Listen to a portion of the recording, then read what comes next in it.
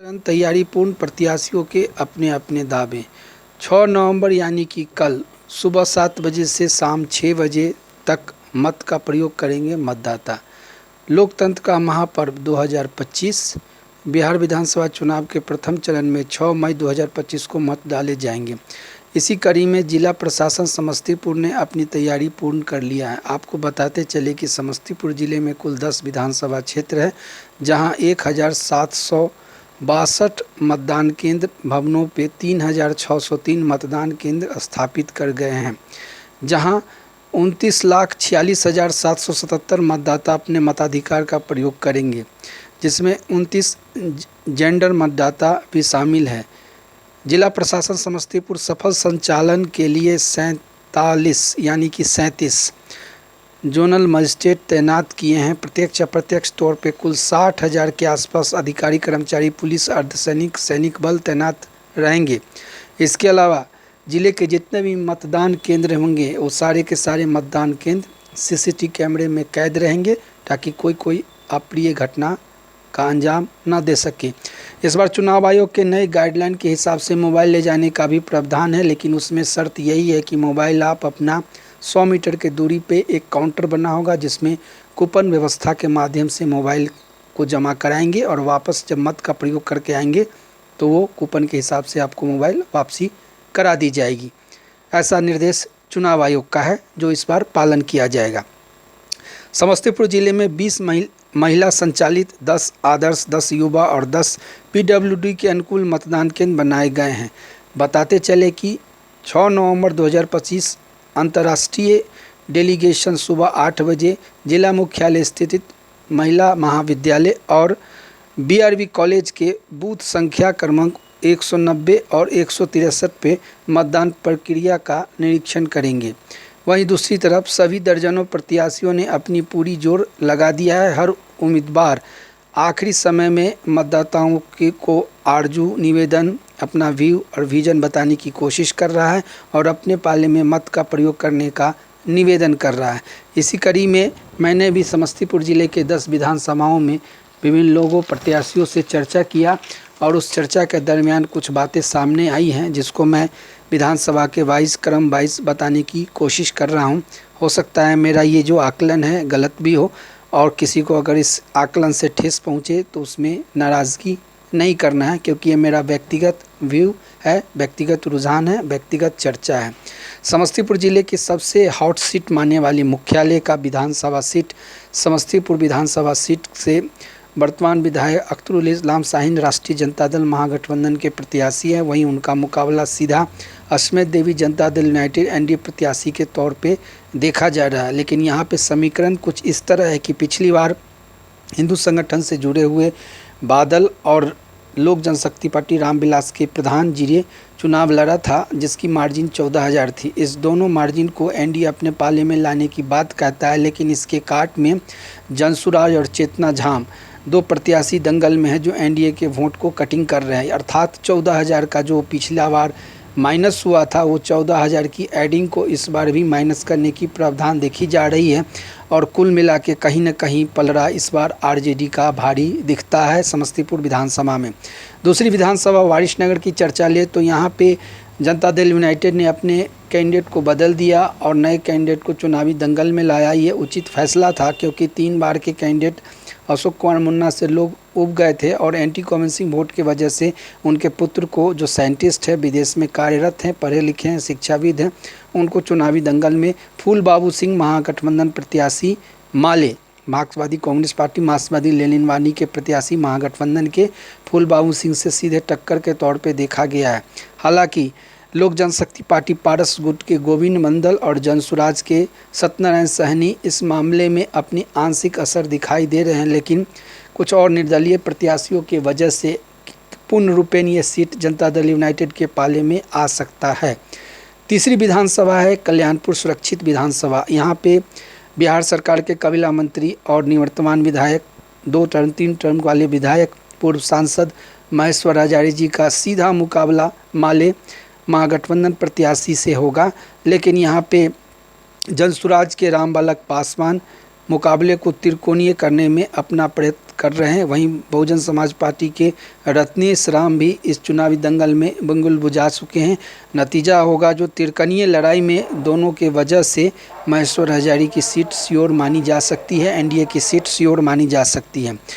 चौथा बिहार विधानसभा क्षेत्र है 139 रोसड़ा सुरक्षित विधानसभा क्षेत्र, जहां एनडीए प्रत्याशी पूर्व में विधायक रहे निवर्तमान विधायक वीरेंद्र कुमार पासवान बीजेपी के टिकट से चुनावी दंगल में है और उनका सीधा मुकाबला कांग्रेस पार्टी के ब्रजकिशोर रवि पूर्व आईपीएस अधिकारी रहे, कर्नाटका जोन के डीजीपी रहे से हैं, जो त्रिकोणीय मुकाबले को अलग करते हुए वहां पे सीधा मुकाबला देखने को मिल रहा है।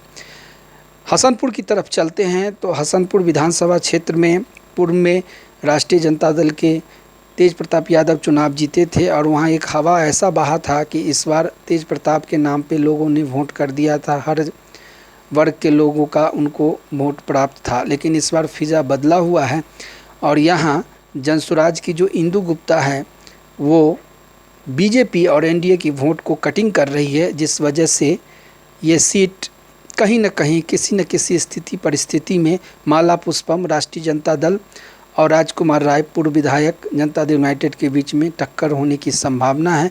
नतीजा क्या होगा ये 14 नवंबर को बताया जाएगा, लेकिन यहाँ कांटे की टक्कर कही जा सकती है। चलिए आगे चलते हैं। जो छठा विधानसभा क्षेत्र है वो मोरवा है और मोरवा में रणविजय साहू राष्ट्रीय जनता दल के प्रत्याशी के तौर पे चुनावी दंगल में हैं, जो पिछली बार भी यहाँ से विधायक निर्वाचित हुए थे और इनका सीधा मुकाबला Vidyasagar Nishad Janata Dal United NDA candidate से है। लेकिन यहाँ मामला कुछ और है और मामला ये है कि जनसुराज ने जननायक कर्पूरी ठाकुर के परिवार से जागृति ठाकुर को चुनावी दंगल में उतारा है और वहीं पिछली बार लोक जनशक्ति पार्टी रामविलास के पार्टी से अभय कुमार सिंह ने 33,000 वोट लाया था, जिस अभय कुमार सिंह को इस बार भी सिंबल दिया गया था और लास्ट ओवर में ये एनडीए गठबंधन के तहत जेडीयू को विद्यासागर निषाद को दे दिया गया। तो इसके आक्रोश में अभय सिंह जब निर्दलीय लड़ रहे हैं तो कहीं न कहीं अभय सिंह और जागृति ठाकुर एनडीए के ही वोट काटेंगे और सीधा रिजल्ट यहाँ पे रणविजय साहू राष्ट्रीय जनता दल के प्रत्याशियों के बीच में जो बातें बन के आई है उनकी पलड़ा भारी दिखती जा रही है। उजियारपुर जिसके नाम से संसदीय क्षेत्र है, गृह राज्य मंत्री नित्यानंद राय के हट जिद और लॉबिंग के कारण यहाँ पे ये सीट बीजेपी को नहीं गया, जिस वजह से बीजेपी के बागी उम्मीदवार उपेंद्र कुशवाहा चुनावी दंगल में है। अपने आप को राष्ट्रवादी कहते हैं और ये जनता तय करेगी कि ओरिजिनल राष्ट्रवादी वो हैं या फिर एनडीए गठबंधन से जो चुनाव प्रशांत किशोर लड़ रहे हैं, राष्ट्रीय लोक मोर्चा उपेंद्र कुशवाहा की पार्टी नेतृत्व वाली, उनसे मुकाबला होगा। यहाँ 4 कुशवाहों के बीच में सीधा टक्कर है। दुर्गा प्रसाद सिंह पूर्व विधायक जनसुराज के प्रत्याशी के तौर पे और पूर्व मंत्री पूर्व सांसद वर्तमान विधायक आलोक कुमार मेहता राष्ट्रीय जनता दल के बैनर तले चुनाव लड़ रहे हैं। 4 कुशवाहों में कहा जाता है कि दुर्गा प्रसाद सिंह हो या फिर जो उपेंद्र कुशवाहा हो, बागी भाजपा प्रत्याशी हुआ करते थे, वो लोग एनडीए का वोट काटेंगे और इस एनडीए के वोट कटिंग के वजह से आलोक कुमार मेहता का सीट श्योर बनता दिख रहा है।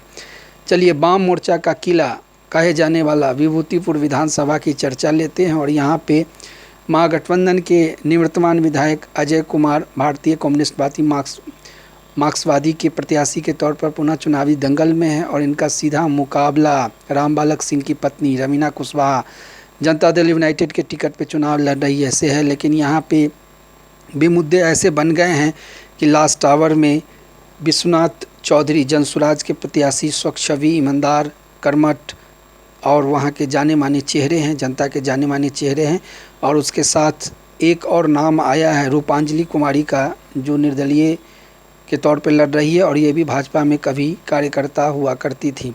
तो कुल मिला के एनडीए के जो 2 वोटर हैं, 2 प्रत्याशी हैं, पूर्व एनडीए की जो प्रत्याशी है रूपांजलि कुमारी और विश्वनाथ चौधरी, इनकी कटिंग के वजह से ये सीट भी महागठबंधन की मार्क्सवादी कम्युनिस्ट पार्टी भारतीय कम्युनिस्ट पार्टी मार्क्सवादी के प्रत्याशी अजय कुमार के पक्ष में बनता दिख रहा है। मोदी नगर विधानसभा की चर्चा ले तो वहाँ पे बड़े नेताओं की काफ़ी अच्छी रैली हुई।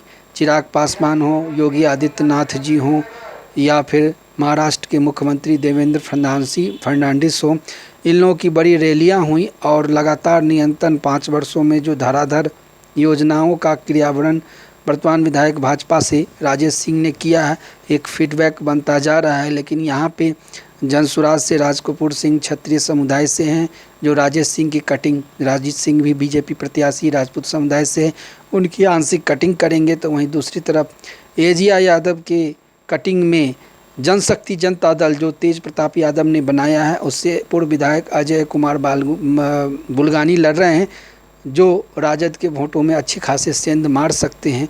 और इस परिस्थिति में जो पलड़ा है वो राजेश सिंह बीजेपी का बनता दिख रहा है।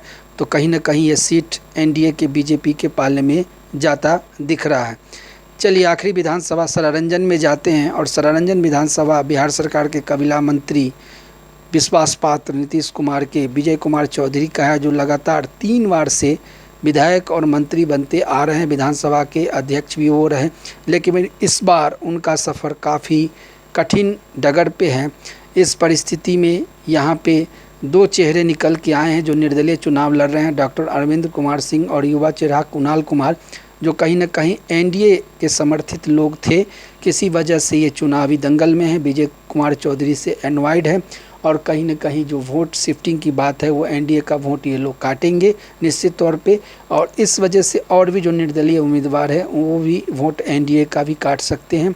तो जो आरजेडी से यहाँ प्रत्याशी अरविंद सहनी को भेजा गया, उनका पलड़ा अभी तक भारी पड़ रहा है। और कहीं ना कहीं ये सीट सरारंजन की जो हॉट सीट है, महत्वपूर्ण सीट है, वीआईपी सीट है, ये राष्ट्रीय जनता दल महागठबंधन के पाले में जाता दिख रहा है। मैंने 10 विधानसभा में बड़ी संक्षिप्तता के साथ चर्चा की है। और एक बात मैं आखिरी में बता देना चाहूँगा कि पूरे ज़िले में रोसड़े में 3,30,000 वोटर है, जो सबसे अधिक है। दूसरे नंबर पे आएंगे तो 3,25,000 वोटर आपके कल्याणपुर में हैं। और उसी के लमसम 3 लाख वारिसनगर में है, मोदी नगर में है, मोरबा में है, उसके अलावा हसनपुर में भी हैं, और विभूतिपुर में, उजियारपुर में, सरारंजन में भी 2.25 लाख के आसपास वोटर हैं। और इन तमाम वोटरों का मिजाज पढ़ने में बड़ी समस्याएं लोगों को हुई है। लेकिन ओवरऑल जो निचोड़ निकल के आया है, उस निचोड़ में ये बातें सामने आई हैं कि 10 विधानसभा सीट में एनडीए की जो पाला पिछली बार 5 थी, 6 थी, इस बार वो घट के 1 कम जाएगी। और महागठबंधन के पाले में जो सीट 4 थी, 5 थी, वो बढ़ के 1 बढ़ जाएगी। तो यहाँ मुकाबला 60-40 का है। 60% महागठबंधन के पाले में जाएगा, यानी कि 6 सीट महागठबंधन अपने पाले में लेगा और 4 सीट एनडीए अपने पाले में लेगा, ऐसा लग रहा है, ऐसा अनुमान किया जा रहा है। हालांकि मत कल डाले जाएंगे और इसका फैसला 14 को होगा, तो इसमें परिवर्तन भी हो सकता है। लेकिन जनता ने अपना मूड बना लिया है और जनता निश्चित तौर पे कई सीटों पे बदलाव भी चाहती है। दोस्तों, मेरा वीडियो कैसा लगा इस पे अपनी बातों को लिखेंगे, समझेंगे। और आज का दिन आपका मंगलमय हो।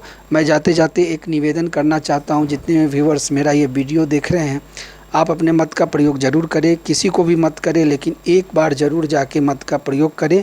और एक कहावत है, एक स्लोगन है बिहार के कि पहले मतदान फिर जलपान। तो इसी हिसाब से पहले मत का प्रयोग करें, फिर घर में आके जलपान करें, क्योंकि लोकतंत्र का यह महापर्व 5 साल में एक बार ही आता है। आपका दिन मंगलमय हो। जय हिंद।